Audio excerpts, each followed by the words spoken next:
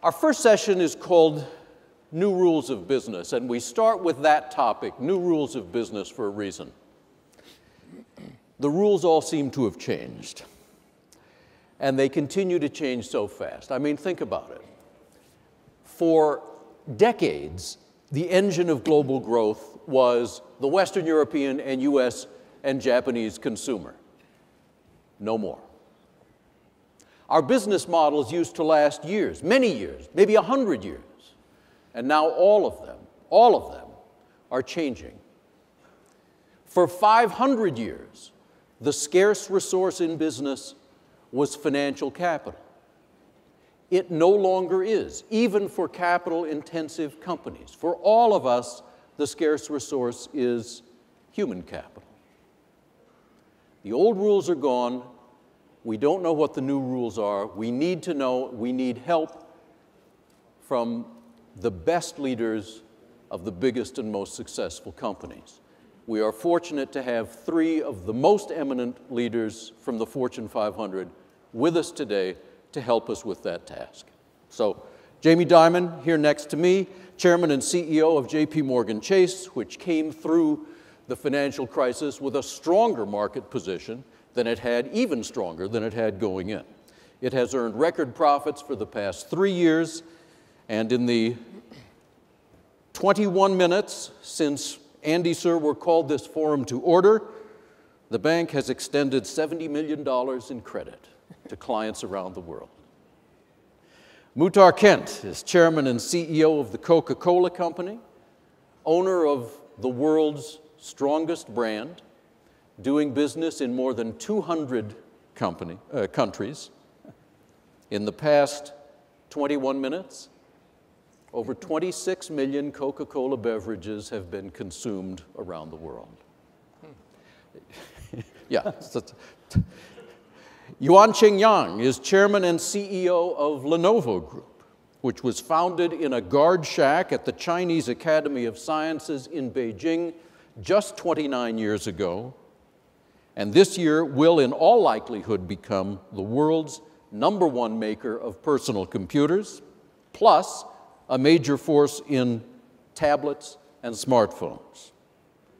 In the past 21 minutes, Lenovo has shipped over 2,300 computers, and probably more than that because the rate keeps increasing.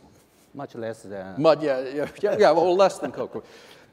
So these are very successful businesses, very successful business leaders. I'll talk with them for a bit, and then I will invite questions from all of you, so please don't be bashful when the time comes. Muhtar, you have arguably the best window into the consumer economy of anyone. What are you seeing in the way of new and important trends in consumers globally? Thank you. I think probably the important thing that we see that is changing, shifting at a very dynamic rate is that consumers no longer want to be talked to by companies that make products, that they actually want to have a dialogue with consumers. Of course, connectivity is very important in this respect. A number of households that have internet, number of phones in the world, smartphones in the world. So the consumers actually want to have a robust dialogue with companies. They want to also have those companies that make those products for them, even though they're the greatest products in the world, they can be the best products in the world, they actually want the character of the companies to get closer to what they expect the character to be of those companies that manufacture those products. In the past, 15 years ago, you used to make a quality product, get it onto the shelf, get it onto retail points of sale, and have good advertising. In other words, create positive consumer impressions of those products, and essentially that was how business worked. Today, positive consumer impressions are no longer important. You actually have to create positive consumer expressions and have consumers talk about your products in a positive manner with each other. Right. And that is the thing that really is changing. And of course, how you create communication with consumers. Today, even we're in China today, roughly around 10% of consumer product advertising goes through essentially social media means in China. And that number is that percentage is going to go all the way up to about a third of the total advertising pie by 2015, 2016. So it's here in China, a great market, and it's evolving at an incredible pace. In other words, this trend you're talking about is true in developing markets. Well, is it true? I mean, China is a developed market really at this point, but it is true globally? It is true globally. It's happening everywhere around the world. Character of companies need to get much closer to what the consumers expect, and therefore, of course, everything that you do, the way you operate, your social values, everything needs to get closer to what is expected of you by consumers.